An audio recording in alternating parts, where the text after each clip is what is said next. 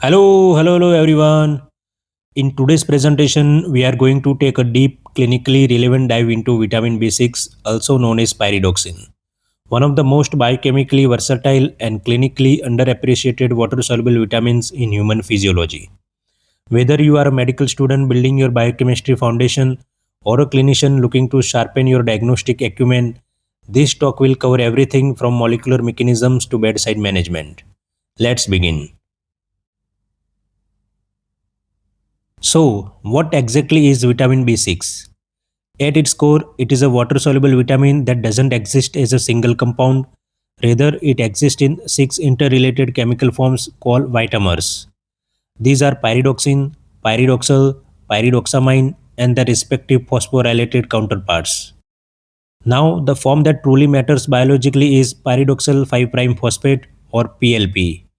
This is the active coenzyme form of B6 and it serves as a cofactor for over 140 enzymatic reactions in the human body. Let that number sink in, over 140 reactions. That's why deficiency of this single vitamin can produce such wide-ranging multi-system clinical picture. Structurally, what makes PLP so powerful? A few key features. It has a pyridine ring decorated with hydroxymethyl, methyl and phosphate groups.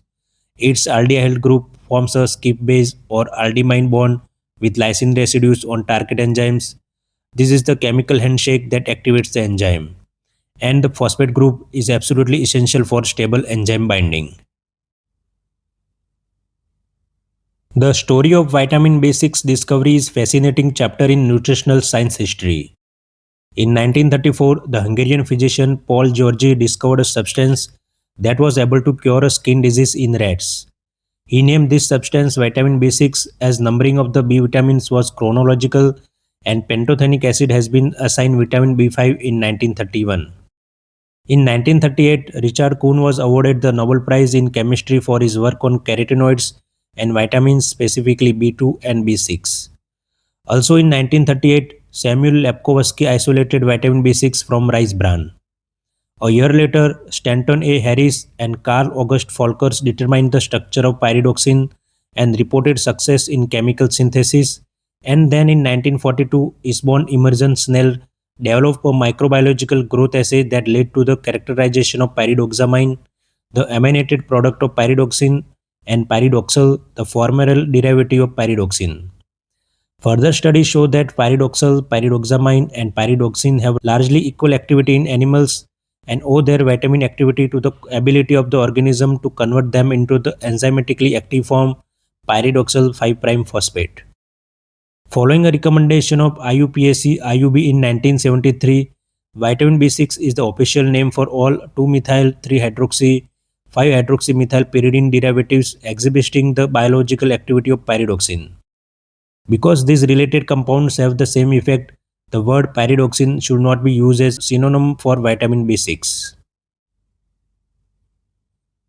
Now we get to the heart of the matter, the biochemical functions of vitamin B6. The core role, amino acid metabolism. PLP is the coenzyme for roughly half of all enzymes involved in amino acid processing. This happens through three main reaction types. First, transamination. PLP-dependent transaminases transfer amino groups between molecules. This is central to synthesizing non-essential amino acids and to disposing of excess dietary protein. The transaminases AST and ALT that we measure in liver function test both are PLP-dependent. Second, decarboxylation. PLP removes carboxyl groups from amino acids to produce neurotransmitters and biologically active amines. We will come back to this in a moment. Third, desulfuration. PLP-dependent enzymes break down cysteine and homocysteine, connecting B6 directly to cardiovascular risk. Hemoglobin production. PLP is the coenzyme for ALA synthase, the rate-limiting enzyme in heme biosynthesis. This is a critical clinical point. Without adequate PLP, heme synthesis fails. The result, microcytic sideroblastic anemia, a condition where iron accumulates within the mitochondria of developing red blood cells but cannot be incorporated into heme. This is a B6 responsive anemia, an important differential to have on your radar. Neurotransmitter synthesis, a critical connection. This is where B6 directly impacts neurology and psychiatry. even major neurotransmitter, depends on PLP. Serotonin, the enzyme aromatic L-amino acid decarboxylase converts 5-HTP to serotonin requiring PLP. Dopamine, the same enzyme converts L-dopa to dopamine, again PLP dependent. GABA, glutamate decarboxylase converts glutamate to GABA, and PLP is its tightly bound cofactor. This is why B6 deficiency causes seizures. Without sufficient GABA synthesis, cortical neurons fire unchecked. This mechanism is foundational for understanding pyridoxine dependent epilepsy. Norepinephrine, histamine, and taurine all require PLP at some point in their synthesis. Glycogen and glucose metabolism. Here is a fact that surprises many students. Glycogen phosphorylase, the enzyme that liberates glucose from glycogen stores, uses PLP as a covalently bound cofactor. Remarkably, this single enzyme accounts for approximately 80% of all the B6 stored in the human body. This makes B6 absolutely critical during fasting states and intense exercise, when glycogenolysis is essential to maintain blood glucose levels. Homocysteine regulation. PLP is the cofactor for cystathione B synthase, the enzyme that converts homocysteine into cystathione and subsequently into cysteine. Without adequate B6, homocysteine accumulates in the blood, a condition called hyperhomocysteinemia, which is independent risk factor for cardiovascular disease and stroke. Clinically, B6 work as a part of team here. Alongside folate, which drives remethylation of homocysteine to methionine, and vitamin B12, which is the cofactor for methionine synthase. When evaluating elevated homocysteine, always assess all three. Tryptophan to niacin conversion. The kynurenine pathway converts tryptophan to niacin. Multiple enzymatic steps in this pathway require PLP, especially kynureninase. When B6 is deficient, this pathway is blocked and tryptophan is shunted toward xanthurenic acid accumulation, producing a pellagra-like syndrome, even in the absence of true niacin deficiency. Immune function.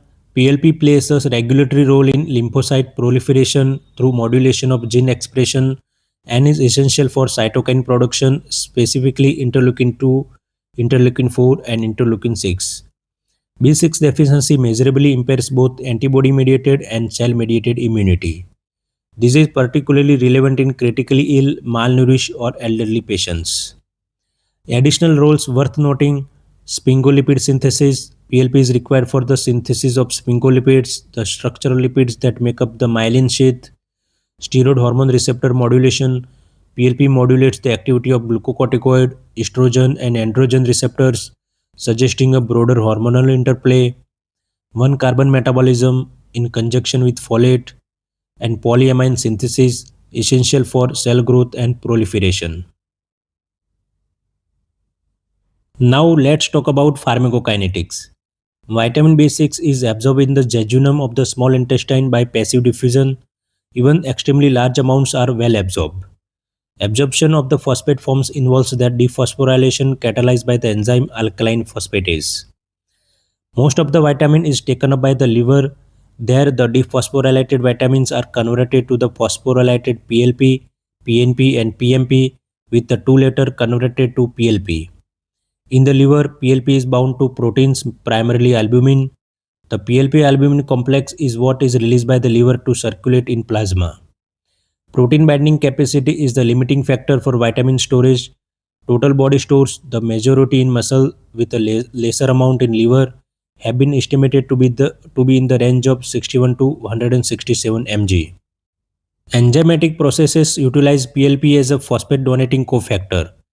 PLP is restored via salvage pathway that requires 3 key enzymes: pyridoxal kinase, pyridoxine 5' phosphatase oxidase, and phosphatases. Inborn errors in the salvage enzymes are known to cause inadequate levels of PLP in the cell, particularly in neuronal cells. The end product of vitamin B6 catabolism is 4-pyridoxic acid, which makes up about half of the B6 compounds in urine. 4-pyridoxic acid is formed by the action of aldehyde oxidase in the liver. Amounts excreted increase within 1 to 2 weeks with vitamin supplementation and decrease as rapidly after supplementation ceases. Other vitamin forms excreted in urine include pyridoxal, pyridoxamine, and pyridoxine and their phosphatases. When large doses of pyridoxine are given orally, the proportion of these other forms increases. A small amount of vitamin B6 is also excreted in the feces. This may be combination of unabsorbed vitamin and what was synthesized by large intestine microbiota. Now let's discuss the recommended dietary allowances or RDAs for vitamin B6. These are the important to know, especially for clinical counseling and managing high risk populations. Infants 0 to 6 months, 0.1 mg per day adequate intake. Infants 7 to 12 months, 0.3 mg per day. Children 1 to 13 years, 0.5 to 1 mg per day increasing with age. Adolescent 14 to 18 years, 1.3 mg for males and 1.2 mg for females. Adults 19 to 50 years, 1.3 mg per day for both sexes. Adults 51 plus years increases to 1.7 mg for men and 1.5 mg for women because aging reduces the efficiency of PLP production. Pregnancy 1.9 mg per day reflecting increased metabolic demands. Lactation 2 mg per day. The increase with age and in pregnancy is clinically significant. These are groups where deficiency is more likely if dietary intake is inadequate.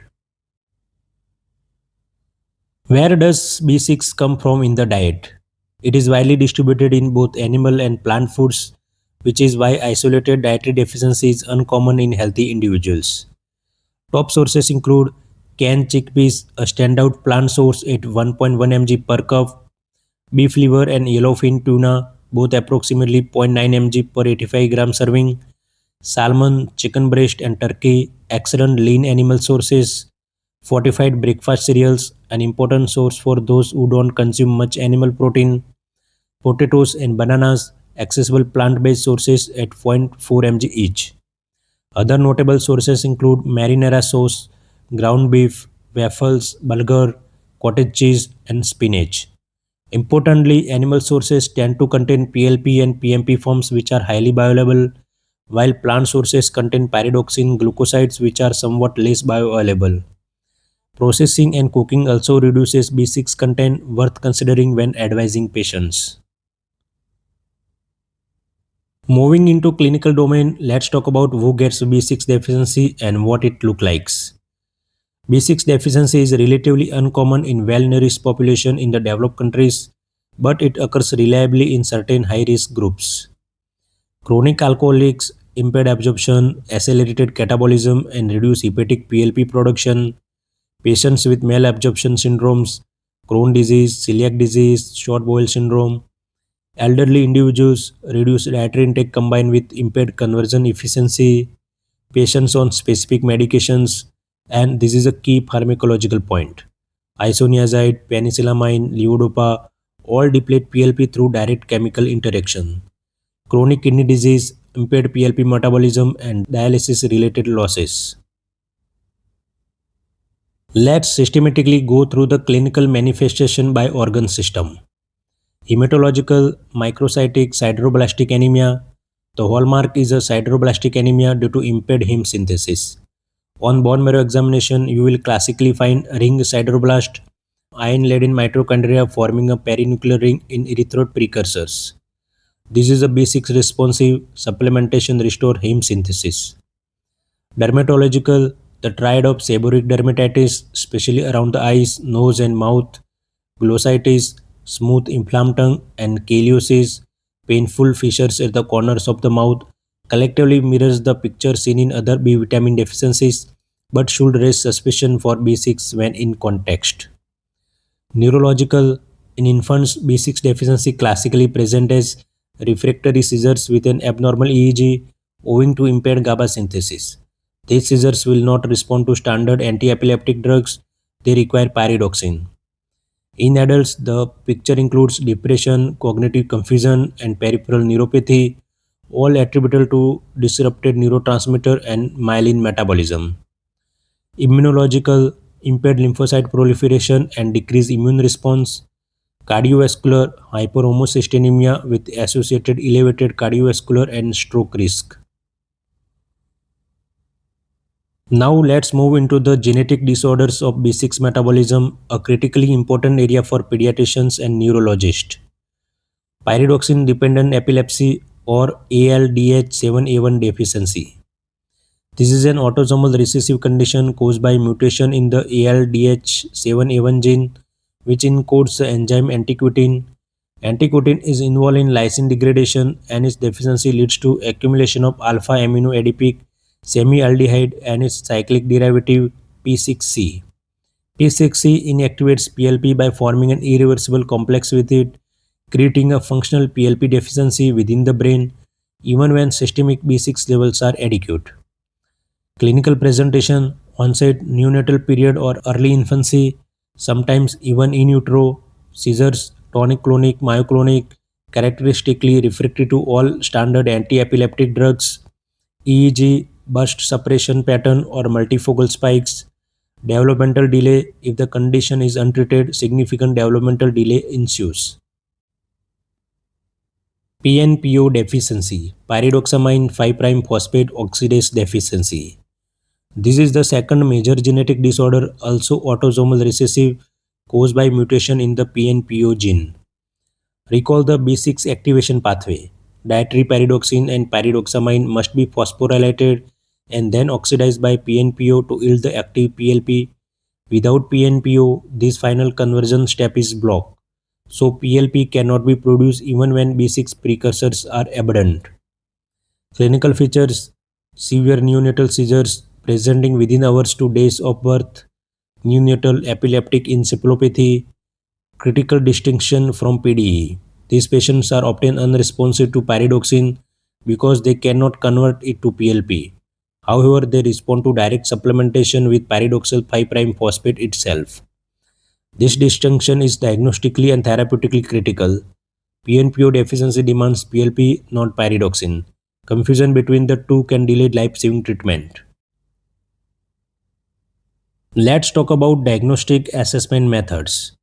Laboratory assessment: the gold standard biochemical marker is plasma PLP concentration, normal more than 20 nmol per liter, deficiency less than 20 nmol per liter. Supporting markers include plasma pyridoxal less than 5 nmol per liter suggests deficiency, urinary 4-pyridoxic acid less than 1 micromole per day, the principal urinary excretory metabolite, erythrocyte AST activity reduces in deficiency and increases with PLP supplementation. Functional test: tryptophan load test, administer an oral tryptophan load and measure urinary xanthurenic acid excretion. Normal less than 65 micromole per day, deficiency more than 100 micromole per day. This test exploits the PLP dependence of kynureninase in the tryptophan niacin pathway. Erythrocyte transaminase activation test, a functional marker assessing the stimulation of EST or ALT activity by added PLP in vitro. Clinical diagnosis: therapeutic response to B6 supplementation remains a valid diagnostic approach in appropriate clinical context. Genetic testing is indicated when PDE or PNPO deficiency is suspected in neonates or infants with refractory seizures. Let's now cover treatment protocols, and these are clinically actionable doses you should know. Standard deficiency treatment: for oral supplementation, mild to moderate deficiency in adults, 10 to 25 mg per day for 3 weeks, then a maintenance dose of 2 to 5 mg per day. Severe deficiency, 50 to 100 mg per day for 2 to 4 weeks. Advise patient to take with food to optimize absorption. For patient with malabsorption, parenteral route 50 to 100 mg IM or IV daily until oral intake is feasible. Pyridoxine dependent epilepsy, acute management: in a neonate or infant presenting with refractory seizures where PDE is suspected, give pyridoxine 100 mg IV immediately. This is both diagnostic and therapeutic. If seizures abort, confirm the diagnosis and proceed to maintenance therapy. Maintenance: infants and children 5 to 20 mg per kg per day up to 100 mg per day. Adults 100 to 300 mg per day. This is lifelong therapy. There is no cure. Discontinuation will result in seizure recurrence. PNPO deficiency: use pyridoxal 5' phosphate directly, 10 to 30 mg per kg per day. Some patients may have a partial response to pyridoxine, but PLP is the treatment of choice. Isoniazid co-administration: prophylactic 10 to 50 mg per day of pyridoxine for all patients commence on isoniazid. This is standard of care, especially in those at risk of neuropathy, such as elderly, malnourished, diabetic, renal disease, or HIV patients. If neurotoxicity develops, escalate to 100 to 200 mg per day. Pregnancy-related nausea, hyperemesis gravidarum, 25 mg pyridoxine 3 to 4 times daily. Nausea and vomiting of pregnancy, 10 to 25 mg 3 times daily. Pyridoxine obtained combined with doxylamine is a first-line, well-established and safe treatment for nausea and vomiting in pregnancy.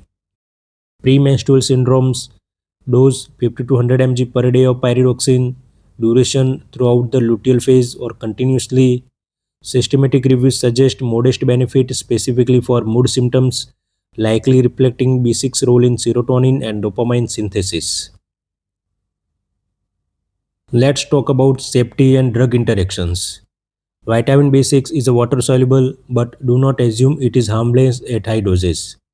Unlike most water soluble vitamins, pyridoxine has a well documented toxicity syndromes at high doses exceeding safe limits. Tolerable upper intake levels, according to US Institute of Medicine, 100 mg per day for adults. According to European Food Safety Authority, a more conservative 10 mg per day, a figure that reflects growing evidence of toxicity at lower doses than previously thought. Toxicity symptoms typically from supplement overuse, peripheral sensory neuropathy, the hallmark, patients develop numbness and tingling in a stalking and glow distribution, mimicking diabetic neuropathy. Importantly, this is primarily a sensory neuropathy with minimal motor involvement. Ataxia, loss of coordination, reflecting dorsal column and sensory ganglion involvement, photosensitivity and skin lesions. Other symptoms, nausea, heartburn, and dizziness. The neuropathy is generally reversible upon dose reduction, but recovery can be slow and incomplete at very high doses. Always ask about supplement use. Patient often self-medicate with high-dose B vitamins without medical supervision.